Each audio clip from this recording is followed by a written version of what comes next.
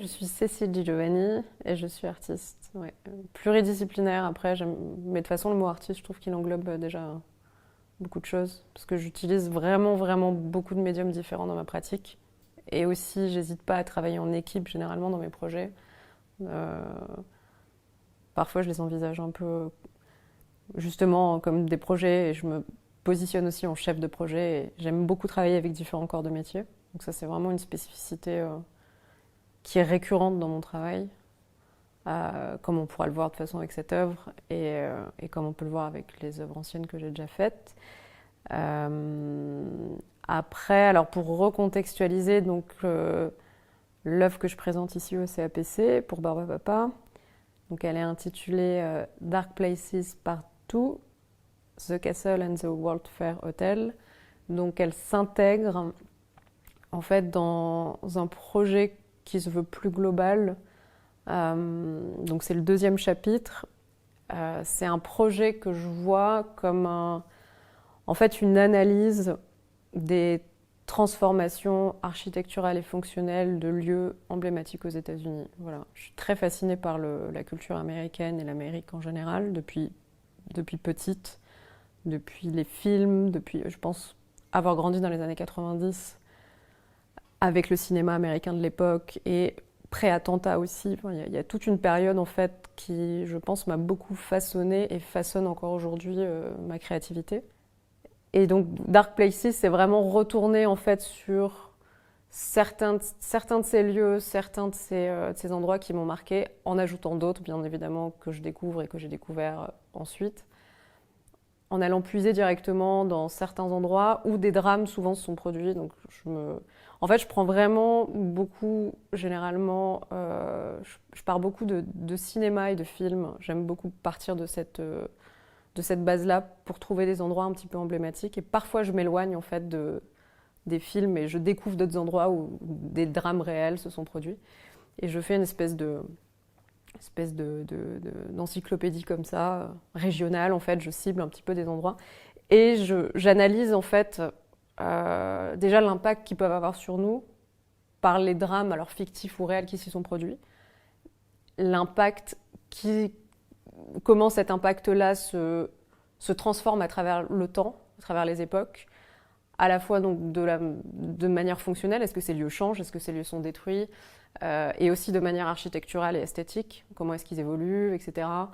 Et quand je parle de fonctionnel, je parle aussi, là c'est un très bon exemple avec Dark Places Partout, avec donc l'hôtel de Holmes, qui est devenu maintenant une post-office en fait. C'est-à-dire que l'hôtel qui était avant un hôtel dans lequel Holmes assassinait ses victimes est aujourd'hui un endroit où on va poster son courrier. Donc il y a vraiment là, voilà, c'est un vrai exemple donc du projet. Donc je me perds un peu, mais Dark Places, c'est vraiment ça, c'est travailler en plusieurs chapitres, cibler des lieux aux États-Unis, analyser leur transformation architecturale, fonctionnelle, et partir du personnel, donc partir de moi, de ce que ces lieux me font ressentir, de comment je les entrevoyais à l'époque, comment je les entrevois maintenant, et en allant vers le collectif, en fait, voir comment est-ce qu'ils façonnent notre époque, quelle est leur charge symbolique, en fait, comment cette charge, en fait, évolue, voilà. Et donc, Cédric et moi, on s'est rencontrés par le biais du premier épisode que j'ai fait en juin dernier, donc en juin 2022, qui m'a permis vraiment de débuter ce projet,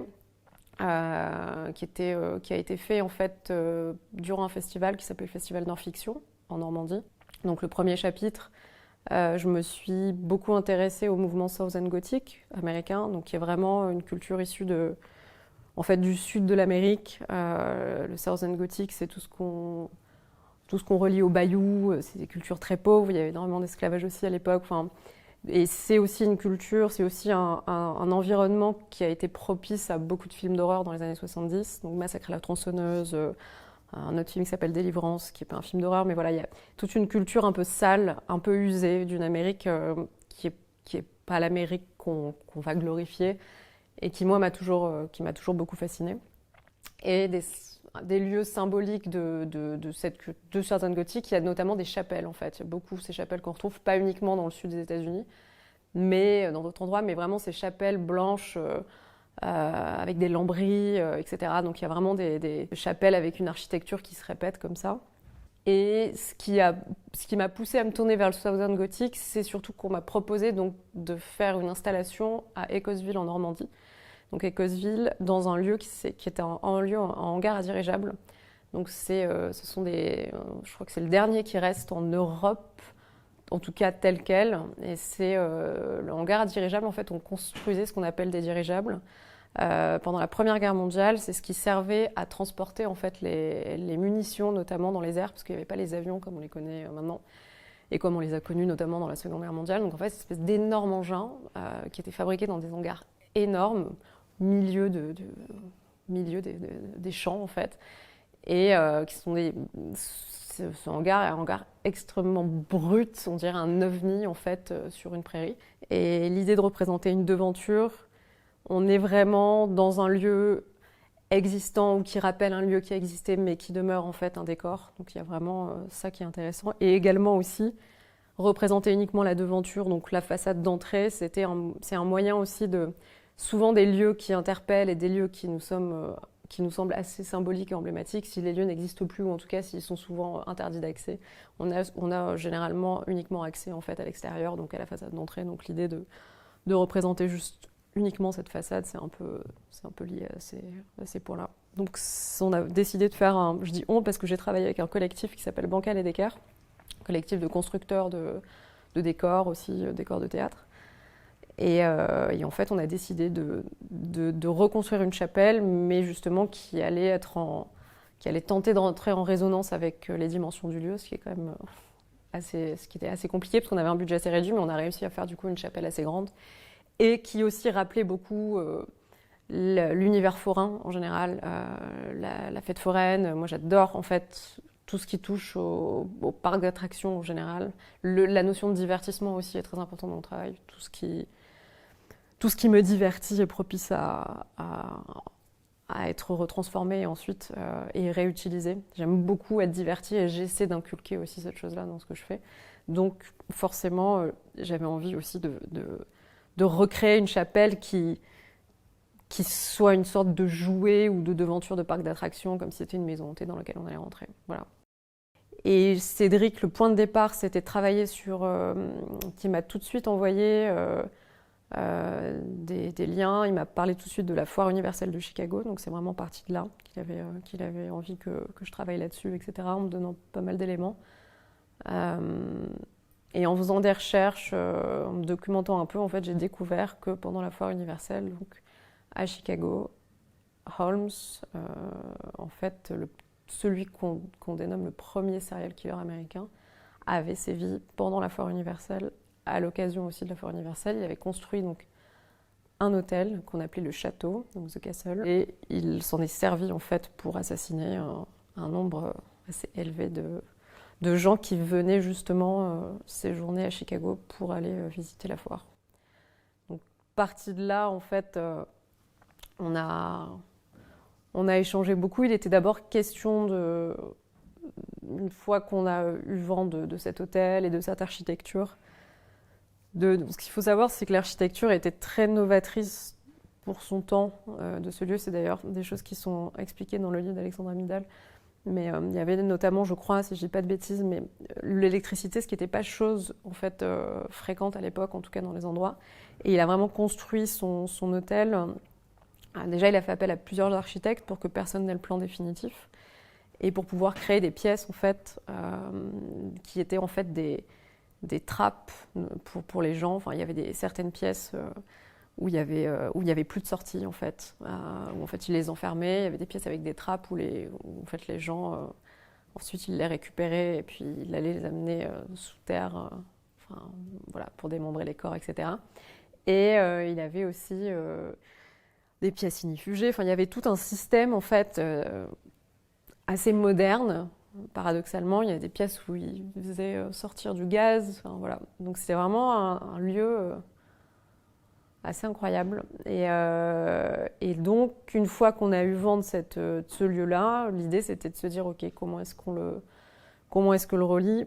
Et forcément, l'aspect horreur et l'aspect maison hantée, moi, c'est quelque chose qui me semblait intéressant, en tout cas, à mettre en lien avec l'exposition ici. Il y avait été question au début en fait, travailler avec du traçage au sol. Voilà, c'était sa première idée de départ. Donc on s'était dit qu'on allait refaire le plan, en tout cas, parce qu'il n'existe pas de plan officiel aussi, c'est ça le truc. Donc ce qui était intéressant, c'était de récupérer en fait les plans que je pouvais trouver sur Internet et en fait, de faire de toute façon une proposition de ce qui était peut-être l'hôtel et de le signifier à l'intérieur de l'espèce d'exposition. Puis finalement, on a dévié pour plusieurs raisons sur quelque chose d'autre, donc qui est aujourd'hui le panneau Billboard, qui, moi, c'est quelque chose déjà qui me plaît beaucoup en termes de sculpture et d'architecture. Enfin, j'avais envie en plus à l'époque de la chapelle de faire un panneau également, sauf que j'avais pas pu le faire. C'est vraiment un élément très symbolique de la culture américaine, le billboard, donc c'est quelque chose qui me semble assez intéressant. Donc ça vient toucher à plusieurs pôles, je dirais, voilà, du divertissement. J'aime beaucoup, en fait, justement, l'idée, c'est d'arriver à créer des œuvres qui tapent un petit peu sur plusieurs niveaux, en tout cas entre fiction et réel, qui pourrait très bien être un panneau qu'on trouverait dans un parc d'attractions, un faux panneau, un décor. C'est quelque chose qui est purement fictif et en même temps qui pourrait vraiment exister. Voilà. Et donc l'idée, c'était ensuite de recréer une affiche. Donc c'est la proposition finale, donc sur ce grand billboard qui est aussi dans une taille assez monumentale pour tenter de le faire entrer en lien avec le CAPC qui est lui-même un lieu assez grand. L'idée, c'était vraiment d'insister sur des grandes dimensions, un petit peu comme la chapelle. Et sur ce panneau, faire une affiche. Donc sur cette affiche sera visible en fait ce qui est aujourd'hui la poste, donc parce que l'hôtel de Holmes, ensuite, une fois qu'il a été arrêté, il n'a pas tout de suite été détruit, il y a eu un incendie, mais ensuite il a été détruit et je crois que les circonstances sont assez floues. Et une post office en fait s'est construite, alors pas exactement là où l'hôtel était remplacé, mais sur le même quartier, sur le même terrain quoi. Et aujourd'hui c'est une poste qui est en fonction. Donc l'idée c'était de recréer sur cette affiche le bâtiment de la poste, mais pareil qui est une inspiration entre la post office réelle de Chicago, du quartier d'Englewood, et ce que moi j'aime à avoir comme idée de la post office américaine, tirée notamment de fiction, et de recréer toute une imagerie en fait autour de cet hôtel, de ce lieu, comme si c'était aujourd'hui une attraction en fait, voilà, comme si en fait The Castle, The World Fair Hotel, c'était le panneau qui nous parlait de l'attraction qu'on allait pouvoir faire dans une fête foraine assez étrange.